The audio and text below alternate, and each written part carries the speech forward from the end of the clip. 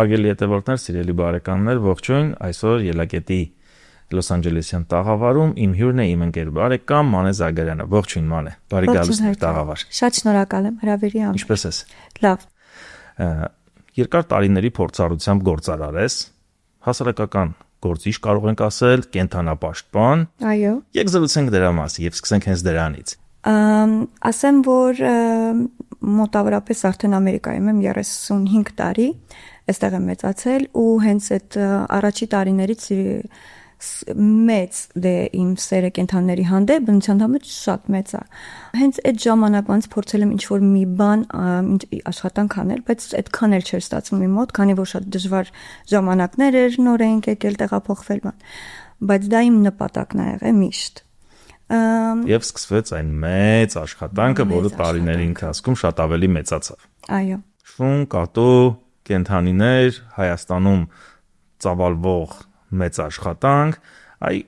ինչ ես արել, ինչ ես անում այստեղ եւ Հայաստանում, որովհետեւ իմ զրույցների հիմնական, այսպես ասած, այդ ողնաշարը կենտրոնը դա Հայաստանն է։ Իմ հյուրերը այն մարդիկ են, ովքեր մի լավ բան են անում Հայաստանի համար։ Թեկուզ եւ հենց այնպես, բայց մի լավ բան Հայաստանի համար։ Ինչ արեցիր դու եւ ինչ ես անում այսօր։ Ինչ արեցի ես Հայաստանի համար, անկեղծ ասած, ես կենտրոնացել եմ ավելի շատ կենդանիների վրա, որովհետև ոչ շատերն են հետաքրքրված կենդանիներով, ավելի շատ կան երեխաներ, որ մտածում են ավելի կարևոր է ինչ-որ բան։ Իհարկե երեխաները շատ կարևոր են եւ երեխաներին էլ եմ օգնել, բայց իմ բուն օգնությունը հենց թեման եղել է կենդանիները։ Ավելի կոնկրետ թափառող շները, կատուները Հայաստանում։ Իմ ամբողջ նպատակն էր, որ ինչքան կարող եմ օգնել այնտեղ բժշկական հարցերով իրանց, քանի որ իրանք պետությունը այդքան էլ հետաքրքրված չէ այնտեղի կենդանիների պաշտպանության համար։ Ինչ նուրբ ես ասում։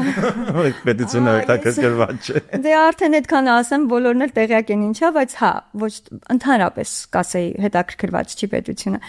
Իմ ամբողջ նպատակը այն էր, որ կարողանանք իրենց բժշկական օգնություն ցուցաբերել եւ տեղափոխել ինչքան կարող է Ամերիկա։ Մեծամասնությունը աշխատում է այն կենդանիներն, որոնք ընդհանրապես հույս չունեին, որ որդեգրվեին Հայաստանում։ Իրանց շանսերը Հայաստան որդեգրելու համարյա 0 էր, որոնք ոտքերը կտրած էին, կրակված էին, տանջված էին, մի խոսքով 3 օտանի։ Այստեղի բնակիչները, հայերը, թե օտարները։ Ավելի կասեի օտարները։ Որդեգրում էին Հայաստանում թափառող կենդանիներին, շներ։ Այնքան ես չէի պատկերացնում, որ իրանք կոնկրետ ընտրում էին այն կենդանիներին, որոնք իրոք շատ դժվար, ասենք ոտք չունեին, որ իրանք պետք է մեծ խնամք տանեին կենդանին։ Ինչքանով է դժվար ու հեշտ այդ ամեն ինչը կազմակերպելը։ Սկսվեց նրանից, որ ես ուղղակի Facebook-ով թերթում էի, ասում եմ, շատ մեծ ա եղել մեծ սերը կենդանիների հանդեպ, բայց ես չեմ կարողացել հասկանալ որտեղից կարող եմ սկսել։ Այստեղ փրկում էի կենդանիներ, բերում էի տուն էի գտնում, տեղավորում էի։ Սկսվեց հենց նրանից, որ ես տեսա առաջինը հենց դինգոյի փոստերը, այնտեղ ժամանակին իրանք հիմա էլ մեծ աշխատանքներ էին տանում այդ ես որ նկատեցի իրանց եւ սկսեցի իրանց հետ աշխատելով փրկել այդ կամաց այդ թափառող կենդանիներին։ Դա որ թվից սկսած։ Երբանից էր սկիզբը երբ էր։ Դա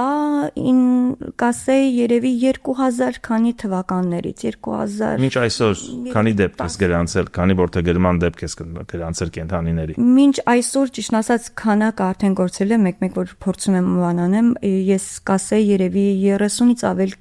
կենդանի շուն, որ տեղափոխել եմ Հայաստանից Ամերիկա։ Եվ իհարկե մենակ չեմ արի, ես ունեցել եմ, ասենք, էլի եմ ասում, Դինգոն, Գոհարը այնտեղ շատ օգնել, այստեղ Սուսաննա Մոգդանոցը, որը որ rescue խումբ ունի, կարողացել է ինձ օգնի տեղավորել այդ շուներին Հայաստանում։ Մելորյա խնդիրների շրջանակներում Հայաստանում առավել եւս խնդիրները բավական շատ են, եւ սոցիալական, եւ կենցաղային, ամենատարբեր բնույթի պատերազմ, ռազմական ագրեսիա եւ այդ ամեն ինչի ֆոնին այ կենդանիների հանդեպ քո այս վերաբերմունքը, այդ աշխատանքը ինչքանով է կարևոր ըստ քեզ։ Ինչու պետք է եւ պետությունը կարևորի, ով պետք է կարևորի այդ աշխատանքը բացի քեզանից, բացի քեզ նման կենդանասեր անհատներից։ Միգուցե իրականում կարևոր չի, դա համար պետությունը ուշադրություն չի դարձնում այդ խնդրին։ Եկեք sense մի բան։ Ես անկեղծ ասած, ինձ շատ քննադատում են դրա համար մարդիկ։ առաջինը որ ինձ ասում են, ասենք, այնտեղ շատ կան, ասենք, օրինակ երեխաներ կամ մեծահասակներ, որոնց օգնություն է պետք, ինչ ես օգնում շներին։ Նախ չեմ նեղվում դրանից, հասկանում եմ, եւ մի բան, որ ես բարձրաձայնող մարդ չեմ։ Եվ ես միշտ իրանց ասում եմ, ինչի՞ է ձեզ թվում, որ չեմ օգնում երեխաներին կամ ես ուղղակի չեմ սիրում բարձրաձայնել, դնել Facebook-ային իմ էջերում կամ Instagram-ում, որ ես օգնել եմ այս երեխային կամ այս ընտանիքին։ Եվ մեծամասնությունը ասում են այն մարդիկ, որ ասենք կյանքում իրանց $5 չեն տրամադրել ոչ մի օգնության համար, եւ հասկանում եմ, որ ինչու կենթանիներին եւ ինչու չի օգնում պետությունը։ Բայց եկեք չմանրանանք, հա, ինչի՞ չի օգնում պետությունը։ Բայց ինձ համար կարևոր է, իմ հետևորդներին կարծում եմ նույնպես հետաքրքիր կլինի։ Ախր շատ են խնդիրները։ Այո, շատ մեծ։ Այն հիմնական խնդիրները լուծենք, իսկ միգուցե իրականում աշխատանք տանենք, որպեսզի պետությունը հոգատարություն դրսևորի։ Արդյոք կենթանին այսօրվա այս ամբողջ խնդիրների շարքում առաջնային պլան է գալիս։ Մենք ինչ որ ձևով մեր այդ մարդասիրական վերաբերմունքը դեպի կենթանական աշխարհ այսօր դրսևորելու միգուցե կարիք ունենք, կարողա չունենք։ Նախ ես հասկացա, որ մեր պետությունը անկախ ամեն ինչից կարևորություն չի տալի կենթանու կյանքին կամ կենթանու առողջությանը կամ ինչ որ փրկելու ոչ մի տեսակի օգնություն, ես կասեի վնասից բացի չի տալիս։ Ինչու չեմ կարող ասել։ Այդպես թե ներկայում էլ։ Ներկայում էլ է տենց։ Ես չեմ տեսել ինչ որ մի նյութ կամ ինչ որ մի լուր չեմ ստացել Հայաստանից, որ մեր պետությունը այս մեծ աշխատանքն արի։ Ինձ համար շատ զարմանալի էր, որ այդ պետությունը ընդհանրապես չնչին գումարով կարողա մեծ աշխատանքներ անի այդ կենթանիների հանդեպ, հա, բայց այնտեղ անհատականները ավելի շատ են օգնում, քան պետությունը։ Նորից եմ ասում, վնաս տալու բացի օգնություն ոչինչ ես մինչև Միացյալ Նահանգներում օրինակ պետությունը ինչով է օգնում։ Ես ձեզ անկեղծ կասեմ, Միացյալ Նահանգներում, երբ որ մարդիկ կարծում են, այո, դուք ստեղ ճիշտ է, չեք տեսնի փողոցներում թափառող շներ, շատ քիչ, 1000-ից մի դեպք, ունեն շատ շելթերներ այստեղ, որ տանում են, պահում են այնտեղ, բայց դա չի նշանակում, որ Միացյալ Նահանգներում էլ, ասենք, շատ շներ քնածվում են անկախ իրանց տարիքից եւ ամեն ինչից, որովհետեւ ուղղակի այստեղի կացարաններն ուղղակի շատ արդեն լցված են կենթանիներով եւ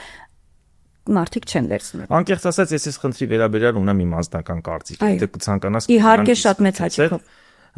Կան թեմաներ, որոնք պետության հոգանդության ներքո պետք է լինեն այնքանով, ինչքանով որ պետք է հասարակության մեջ սերմանել սեր տվյալ ոլորտի կամ տվյալ երևույթի։ Համաձայն։ Այսինքն, եթե պետությունը որպես քաղաքականություն վարում է այն աշխատանքը, կազմակերպում է այն աշխատանքը, որ երեխաները, մեծերը, մարդիկ սկսում են սիրել կենթանիներին, այստեղ պետության հոգատության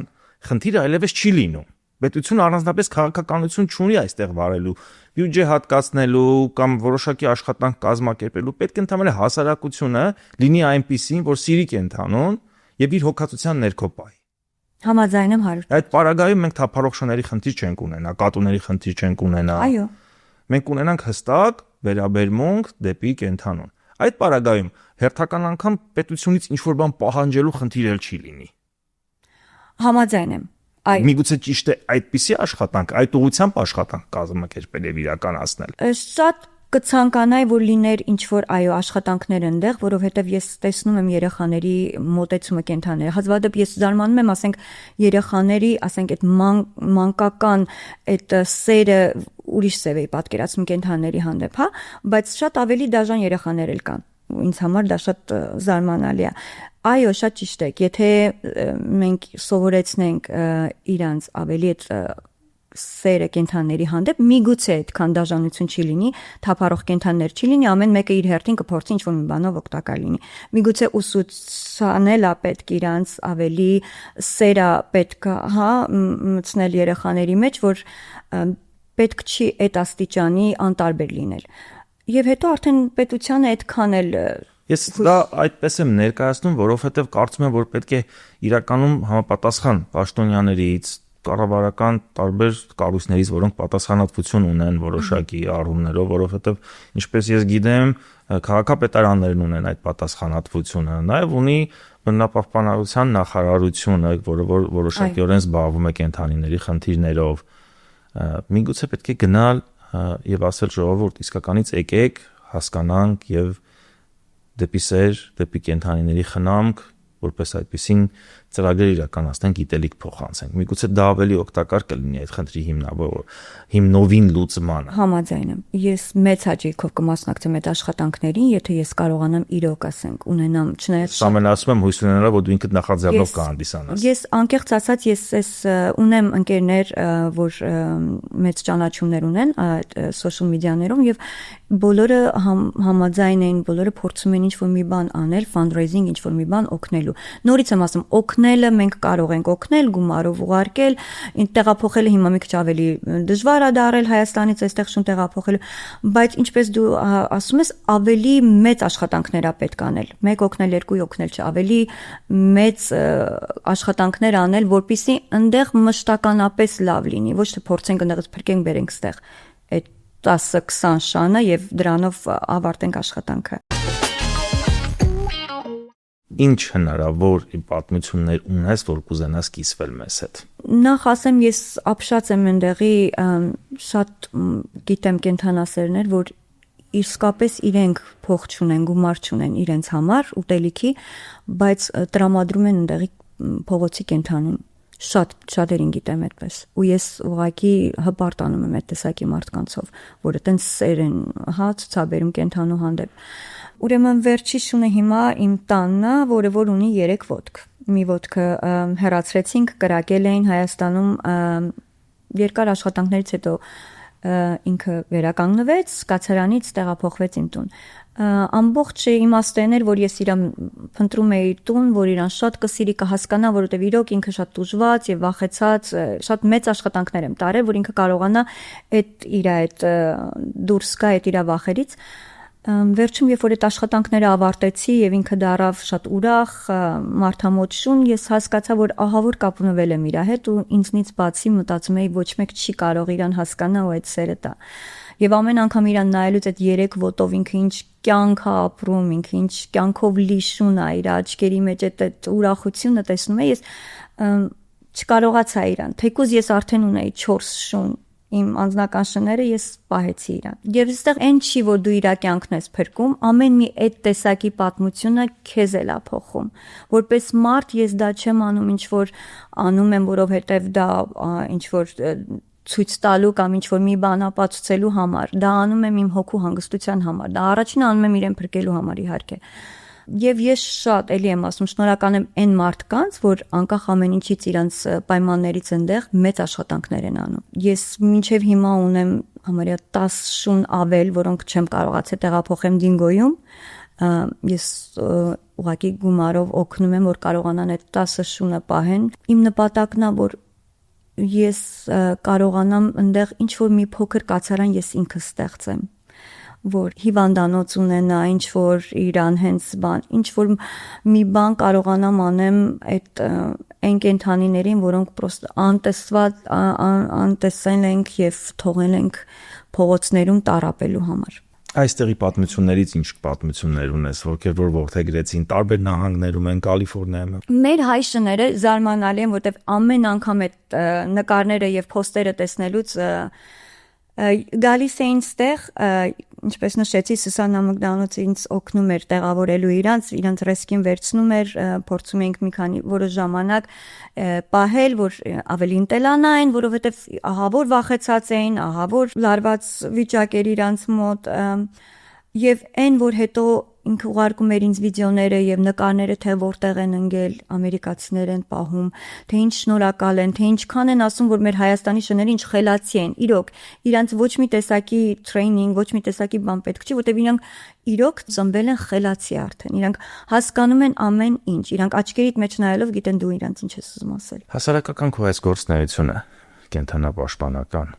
թողենք մի կողմ ու ասենք գործարար Մանեի առօրյային։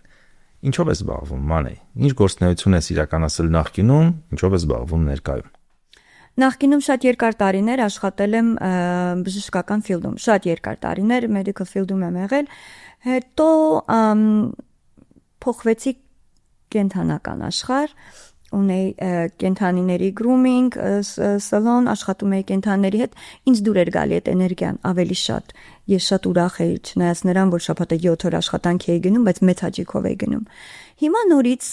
ներկայությամբ ես սկսել եմ նոր արտադրություն, արտադրում ենք կենթանիների թարմ ուտելիքներ, Bark and Bite, որը որ պատրաստի ուտելիքներ են, միս, հավ, եւ 10-ից 15%-ը տրամադրում եմ կենթանիների օգնության շարժումներին եւ այստեղ եւ Հայաստան։ Եվ նաեւ դա նոր նախաձեռնություն։ Դա նոր նախաձեռնություն է։ Հիմա 2 նոր նախաձեռնություններ ունեմ։ Երկրորդը travel agency, քանի որ ես ինքս շատ եմ սիրում ճանապարհորդել, դա է, որ ինձ գերագույն հաճույք Այն գործարար կնոջ առօրյայից մի փոքր, ոնց ես հասցնում։ Դու ընտեղ մեծ տղա արդեն, ուժեղ տղա։ Այո, ուժեղ տղա, մեծ տղա։ Անկեղծ ասած ես առաջ շատ էի ինձ ամբողջովին տվել աշխատանքին, հիմա փորձում եմ ավելի բալանս բերել իմ կյանքում։ Դրա համար միգուցե ընտրել եմ նենց աշխատանքներ, որ այդ լարված օրը չանցկացնեմ ամբողջ օրը աշխատանքի մեջ, ավելի բալանս եմ բերում։ Անկախ ամեն ինչից ես պետքա գնամ թեկուզ 2-3 օր հանգստանամ, որտեղ ես հասկացա, որ դա ինձ ամիսը թե շաբաթը։ Ամիսը։ Եթե կարող եմ ամիսը 2 անգամ դա եմ փորձում։ Էլի եմ ասում թեկուզ 2-3 օր։ Եթե ես առաջ մտածում եի, որ չէ, ոնց կարելի է գործը թողել գնալ հանգստանալ, ես հասկացա, որ դա ընդհակառակը ինձ ավելի ստիմուլ է տալիս, իմ ուղեղը ավելի արթուն է, երբ որ ես գոնե 2 օր հանգստացած վերադառնում եմ տուն։ Դրա համար հիմա չեմ բողոքում, շատ ավելի հանգիստ է, չնայած նրան, որ շատ պրոյեկտների մեջ եմ փորձում ինձ։ Տարբեր ոլորտներով ես անցել։ Շատ, այո։ Որտեղ ես ունեցել իրական հաջողություն, որը քո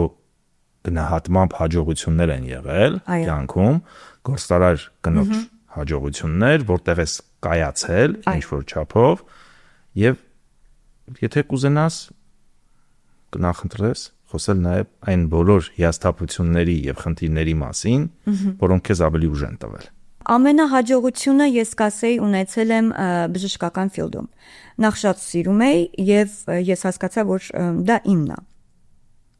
Ես սիրում եմ օգնել մարդկանց, կլինի բժշկական, կլինի ոչ թե մենակ կենթանիները, այլ ես սիրում եմ օգնել ինչ որ հարցով, ուրախ պահել իրանց։ Հաջողությունս մեծ էր, շատ մեծ էր։ Ես կասեի։ Որտեղ է դա հաջողություն։ Դա ֆինանսով էր ֆինանսական հաջողությունը։ Ֆինանսականը շատ մեծ էր, եւ ֆինանսական, եւ ինչ-որ բան։ Բայց ես հասկացա մի տեղ, որ ես ինձ կորցրել եմ ուղակի։ Ես ժամանակ չունեի ընդհանրապես հասկանայի ով եմ ես, ինչ եմ սիրում ես, բացի նրանից, որ միայն աշխատել։ Այո, եւ դա ինձ իրոք բերեց նրան, որ ես ահավոր գերհոգնած էի դարել։ Եվ ես հասկացա, որ մանավանդ արդեն ունեի երեխա, որ ես պետք է կարողանամ ժամանակ անցկացնեմ եւ իմ երեխայի հետ, որտեղ դա շատ կարեւոր բան է։ Ու ես արդեն իր մանկությունը անցկացրել եմ, ես անկեղծ ասած շատ եմ փոշմանել դրա համար, որ չեմ տեսել իր համարյա, չեմ տեսել իր մանկությունը։ Ոնց անցել։ Որտեղ ես անդրադառնալի հիմնական խնդիրներից մեկը դա է։ Այո։ Ես չեմ կարող վերադարձնեմ դա։ Ինչը այսօր արդեն անցած գործարար ժամանակ է։ Իհարկե, որովհետև օրվա վերջ դու հասկանում ես, որ այո, ինքը ֆինանսական ամեն ինչով ապահոված էր, բայց դա է այն ինչ որ երեխան ցանկացել է, թե ուղղակի ուզում էր, որ դու իր հետ մի ժամ խաղայր, ու դու իրան ասում ես, որ շատ հոգնած եմ, վաղն էլ ես գալի նույն ուժասպառ եղած վիճակով։ Ես հասկացա, որ երեխային ավելի շատ անհրաժեշտ է քո ժամանակը, քո ուշադրությունը, քան այդ տունը, այդ ամեն ինչ է, ուտելիքը, այդ որ դու իրան տալիս ես, որտեղ իր համար դա միևնույն է։ Ինչպես է իր կառավարում բիզնեսներդ։ Ինչ սկզբունքներ ունեիր կառավարման գործընթացում։ Եվ ներկայում, խնդիրները ներկայի մասին։ Ես շատ պրոֆեսիոնալ ձևով եմ ամեն ինչին նայում, որպես Որն է դա, պրոֆեսիոնալ ասածը, որն է դա։ Ահավոր պատասխանատու մարդ եմ ես։ Ես շատ պատասխանատու եմ, իմ համար customer service, իմ համար ներկայացնել բիզնեսը պետքա լինի իդեալական ուղղակի։ Դա ինձ համար շատ կարևոր է, որովհետև դու ներկայացնում ես քո բիզնեսը մարդկանց, ուղղակի ուղակի չպիտի ներկայացնես, դու կամ պիտի ներկայացնես ամենալավագույն ձևով կամ ուղակի չանես այդ գործը։ Եթե անում եմ, ուրեմն ես perfectionist եմ, ես պետքա լինի իդեալական ինձ մոտ ամեն ինչ։ Օտարեցիր բիզնես։ Ես իմ բիզնեսները միշտ աշխատացնում եմ, երբ որ զգում եմ, որ արդեն ես սպառվում եմ ֆիզիկապես, ես վաճառում եմ եւ սկսում եմ ինչ-որ նոր project։ Վաճառել եմ բիզնեսը եւ ես այդ օրվանից հասկացա, որ ես պետքա իմ կյանքը բերեմ բալանսի։ Ես պետքա աշխատեմ, այո, բայց ոչ այնքան աշխատեմ, որ ուղակի դրանից այնքան ոչինչ չտեսնեմ։ Կարոտեմ իմ տունը, կարոտեմ իմ երեխային։ Ես հասկացա, որ Իսկ բիզնեսի վաճառքը, արդեն կայացած բիզնեսի վաճառքը եկամտաբեր է։ Ես կասեի, այո, ես միշտ սիրում եմ բիզնեսը սկսել 0-ից եւ ինքս աճեցնել։ Ես պատրաստի չեմ սիրում ինչ-որ մեկի, որտեվ ինձ ավելի հենց այդ process-ն է շատ հետաքրքիր։ Ես աշխատում եմ, ես իմ ամբողջ էներգիաս դնում եմ այդ աճեցնում եմ, մեծացնում եմ, իսկ այդ իմ համար արդեն ես հասկացա, որ լավագույն հաճույք իմ համար էնա, որ դու տեսնում ես այն 0-ից, հետո տեսնում ես, որ ինքը արդեն կայացած բիզնես է, դու վաճառում ես ինչ-որ մեկին եւ տվյալ ոլորտում կայացած անձնավորության սկզբունքները այնպեսին չեն լինում, որ ասենք ավելանա, մեծացնի, ավելի եկամտաբերությունը մեծացնի նաև այդ ընդլայնվելու հետ մեկտեղ։ Նմանատիպ ինչ որ խնդիր երբևիցե քո առաջ չես դրել որպես գործարար։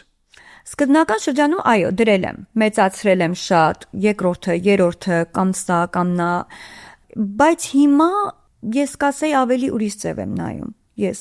հիմա նայում եմ ոչ թե տենց շատ, այո, էլի նայում եմ մեծացնելու, բայց բալանսը իմ համար հիմա դարել է շատ կարևոր։ Եվ կասեի մի անձնական ինչ-որ տենց նրբություն կա, երբ որ ես սկսեցի ինձ սիրել եւ գնահատել, ես հասկացա, որ պետք չի ինձ այդքան տանջելով աշխատել։ Ուղղակի պետքա վայելել այդ աշխատանքը։ Պետք չի, որ ես ամբողջ օրս ու սենց էներգիաս դնեմ այդ աշխատանքի մեջ, կարամ դնեմ կես օրս, այն մյուս կես օրը դնեմ իմ վրա, որտեվ ես սկսեցի արդեն գնահատել ինձ, իմ հանգստությունը, իմ ուրախությունը, իմ երջանկությունը։ Քո առաջին միլիոնը որ տարիքում ես վաստակել։ Առաջին 1 միլիոնը վաստակել եմ 20 տարեկանում։ Այսօր ինչ կապիտալ, ինչ կարողության տեր ես։ Չունեմ միլիոն։ Իհարկե չունեմ, զարմանալի կլինի եւ սա չեմ ասում նրա համար, որ ես հիմա չեմ ուզում միլիոն կամ բան։ Ես կյանքում ուրիշ ավելի երջանկություններ գտա։ Եվ հիմա կանք քո նոր նախաձեռնություններին։ Այո։ Ինչ հեռանկար ես տեսնում այդ երկու ոլորտներում եւ կենթանիների համար նախատեսված կերակուրը, որը որ պատրաստում եք եւ վաճառում եք, եւ տուրիստական ոլորտը։ Այ երկու նորից իրար ոչ այդքան մոտ, բայց իրար չհակասող բիզնեսներ։ Ոնց եք տեսնում։ Ես գիտեմ, որ դու գործընկեր ունես։ Այո, ես ունեմ գործընկեր, որ ճանապարհորդության մեջ ընկերուհիս մենք մեր վառ մտքերը միշտ առաջանում են առավոտ շուտ, երբ որ ինքը ինձ միշտ զանգում, ասում է՝ «Արի գնում ենք այս ինչ տեղը» կամ «Արի»։ Այդ առավոտյան ինքը ինձ զանգեց, ասեց՝ «Արի սկսենք», քանի որ մենք միշտ ճանապարհորդում ենք ու մենք միշտ զանգեր են անում, հարցեր են տալիս, որտեղ եք, ինչ սիրուն տեղեր, ինչ լավ տեղեր։ Որոշեցինք, որ մենք ինքներս սկսենք մեր ընկերությունը, եւ շատ հաջողվեց։ Ես հիմա ընտրեցի այդ աշխատանքը, քանի որ ինքը կարող է շատ հաջողություններ մեզ բերի, բայց շատ ժամանակ դնում ենք մենք դրա մեջ, բայց ոչ այդքան ֆիզիկական աշխատանք չի։ Այսինքն ֆիզիկապես տենց չես հոգնում դու։ Շատ եմ սիրում իմ աշխատանքը, որովհետև այն, որ ես օգնում եմ ինչ-որ մի զույգի կամ ես ստիպում եմ իրանց, որ պետքա գնաք հանգստանալու, ոչ թե ստիպում եմ, որովհետև դա ուզում եմ վաճառեմ իրան, այլ ես գիտեմ դա ինչքան լավ բան է, ուզում եմ ինքն էլ օգտվի, ու երբ որ հետո գալիս դες ճիշտ է իր ասում, որ այդ երկորի շատ լիարժեք կհանգստանամ, ու այդ ուրախությունը իմ համար շատ մեծ նշանակություն ունի։ Շների բիզնեսը, այո, դա իմ գաղափարն էր, որովհետև ես ինչ ուզում անեմ, այդ կենթանին պետք է անպայման մեջը լինի։ Շների բիզնեսը նույնն էր, որտեվ ես իմ կենթանուն տալիս էի ընկերը, որ այնքան էլ ուրախ չէի, մտածեցի թարմ ուտելիք ավելի ճիշտ կլինի։ Դա մի բիզնես է, որ ես գիտեմ կաճի, կմեծանա։ Եթե ես աշխատանքը դնեմ, ավելի կմեծանա, բայց եւ նորից այն աշխատանքը չի, որ ես պետք է առաջվա նման 24 ժամ լծված ֆիզիկական աշխատանք անեմ։ Ու ես մեծ հույսեր ունեմ։ Ինչ թիմ եք ձևավորել, ինչպես եք աշխատանքները կազմակերպում, ով է պատրաստում այդ կերակուրները կենդանիների համար, ինչ նորմատիվներ կան, ինչ վերահսկողություն կա ձեզ վրա եւ ինչպես բիզնեսը, ինչ պոտենցիալով բիզնեսը կզարգանա։ Հիմա մենք այն շրջանում ենք, ճիշտ ասած, հենց նոր ուղարկել էինք ուտելիքը լաբորատորիա, պետքա ստուգվեր, ամեն ինչը վերջացրեցինք այդ փուլը, քանի որ ուտելիքը մի քիչ ավելի զգուշ պետքա լինես, մի քիչ ավելի մանրակրկիտ պետքա նայես ամեն ինչին։ 2 հոգով ենք, ես եւ մյուս ընկերուհիս, պատրաստումը ամեն ինչ ինքն է անում, մնացած աշխատանքները ես անում։ Արտադրական process-ին հետևում է արտադրական ինքն, այո։ Ժամանակի ընթացքում մենք արդեն ունենք կամպանիա, որ երբ որ արդեն մի քիչ շատ ընկնենք հունի մեջ եւ արդեն մեծականակ օրդերներ լինի, պետք է տանք արդեն այդ կամպանիային, որպեսզի արդեն ինքը ամեն ինչը ուտելիքը պատրաստելը փակեջավորել արդեն իրենք պետք է անեն։ Իսկ туриզմի ոլորտում ինչ ուղղություններ ունեք, որոնա ձեր առանձնահատկությունը այս բազմաշատ մրցակցային միջավայրում ինչով է տարբերվում ձեր ընկերությունը եւ ինչպես է կոչվում ընկերությունը։ Ընկերությունը կոչվում է Traverse Travel։ Տարբերվում է նրանով ճանապարհորդների այո, հայերեն ինչպես կթարգմանես։ Traverse աշխարհի շուրջ ոնց որ ամբողջ աշխարհի, տարբերվում է նրանով, կասեի, որ մենք ճիշտ ընտրություն ենք փորձում անենք հոթելների։ Ուղղակի այն չէ, որ ինքը վերցնենք, ասենք, սա համարվում է լավը։ Մենք շատ ենք խորանում, թե ինչով է լավը այդ հոթելը, ինչ է սպասվում իրան, ինչ չի կարիք ունի այդ մարդը, եթե գնում է այնտեղ ինչ սպասելիքներ պետք է։ Այսինքն անհատական մոտեցման սկզբունքն է գործը։ Այո։ Եթե ես ուզում եմ գամ ինչ-որ ձեր ծառայություններից օգտվեմ, ճամփորդեմ, ինչ մոտեցում ունեք իմ հանդեպ։ Ես կուզեմ ոչ թե ուղղակի ընտրեմ մի հոթել, ինչ-որ մի որ գինը էժանա կամ թանկ է, ես ես համոզեմ, այլ ես կուզեմ նենց մի բան, որ դուք իսկապես շատ տպավորված հետ գաք այդ տեղից։ Ոչ թե ուղղակի գնաս հանգստանալ, այլ ինքը հետաքրքիր լինի, գեղեցիկ լինի, շատ կարևոր լինի ինքը ինֆորմացիայով լի լինի այդ տեղը, ուղղակի չգնաք։ Սա ներգնա туриզմ է միայն Միացյալ Նահանգների շրջանակներում։ Ամբողջ աշխարհով կարող է։ Եվ նաև ունենք 1 օրվա թուր, հիմա պատրաստում ենք ամսի 31-ին, ավելի շատ կանանց համար, որովհետև ես շատ գիտեմ կանայք, որոնք աշխատում են մեջ շրջապատի մեջ չեն, կուզեն թեկուզ 1 օրով ինչ որ մի տեղ գնան, հանգստանան, կտրվեն իրանց այդ առօրյա հոգսերից, մեջ մտնում է յոգա, որ ես ուղղակի շատ եմ սիրում, ինչ շատ է օգնել դա, յոգա, նկարչության դաս, դա մի օրվա թուր է, ինձ թվում է շատերին կհետաքրքրի, ամսի 31-ին գնալու ենք Օհայ, շատ գեղեցիկ ինքը տեղ է, 1 առավոտյան գնալու են, երեկոյան վերադառնան։ Մանե, քո պատասխաններում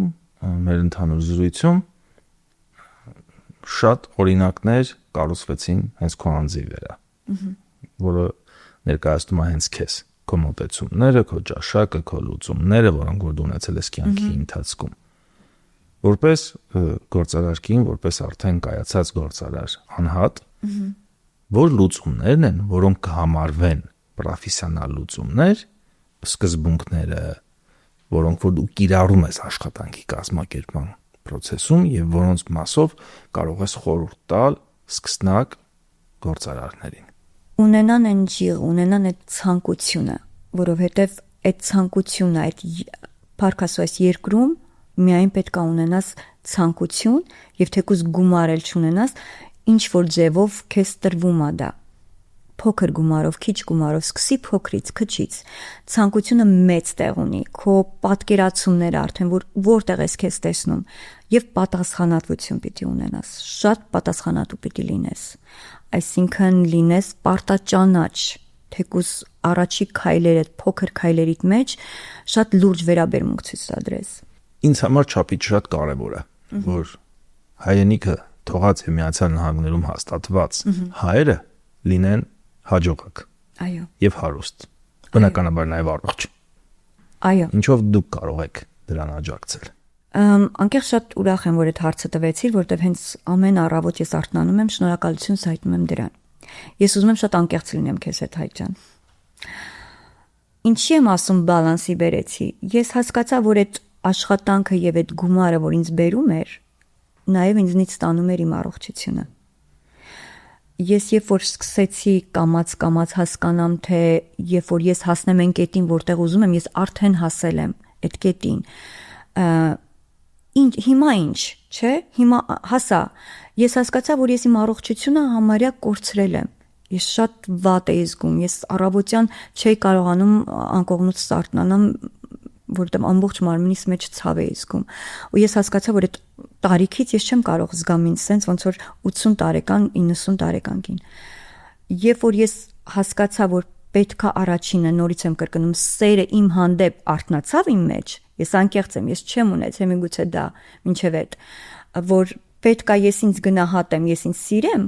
ես սկսեցի իմ վրա դողալ ու հասկացա, որ պետքա անեմ այնպիսի աշխատանք, որ ինձ ուղղակի չտանջեմ ֆիզիկապես այսպես։ Ես կասեի առողջությունը շատ կարևոր է, ես հիմա լիարժեք առողջ եմ,